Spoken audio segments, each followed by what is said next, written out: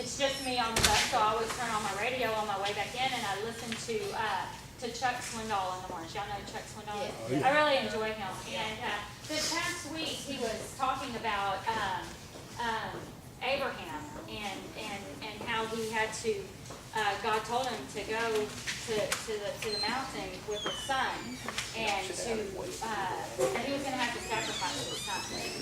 And I don't know about you guys, but when I was a new Christian, a young Christian, I can remember hearing this story about Abraham and just being terrified. Oh my gosh, this is terrible. I mean, God is asking this man to kill his only son.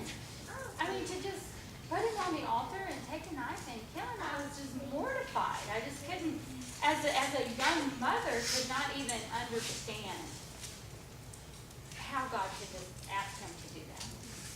Because I didn't have enough understanding about, God really wasn't asking him to kill his son. He was really asking him, do you trust me in every situation? Because Abraham already knew this. Abraham already knew. He told his servants, he said, y'all wait here. The boy and I are going to go worship, and we will return. Amen. So it said, I mean, just in reading those words alone, you know that Abraham already knew that whatever happened while he was there, God was either going to spare his son or bring his son back from the dead. He already knew. But as a young Christian, I didn't really understand that.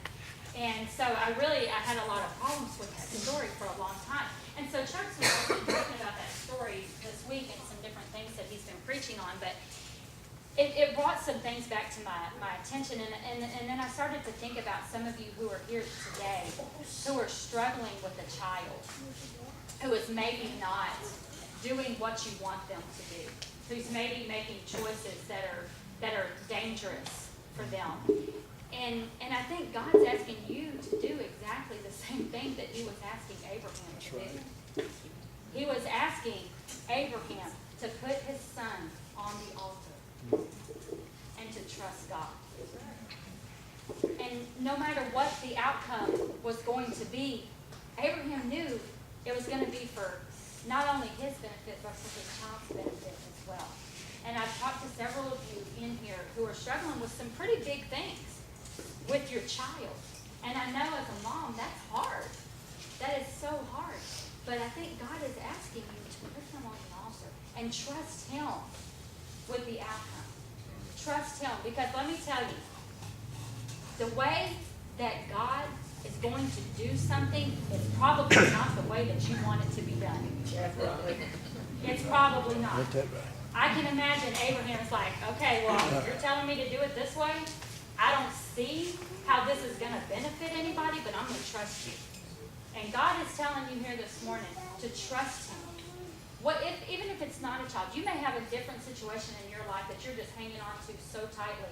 And God's saying, put it on the altar and trust me. I'm probably not going to fix it the way that you want it fixed, but you've got to trust me.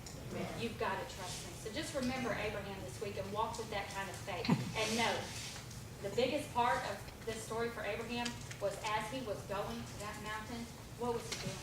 He was worshiping. He was praising. Start praising God now for the outcome that's coming. Okay? Amen. Walk and live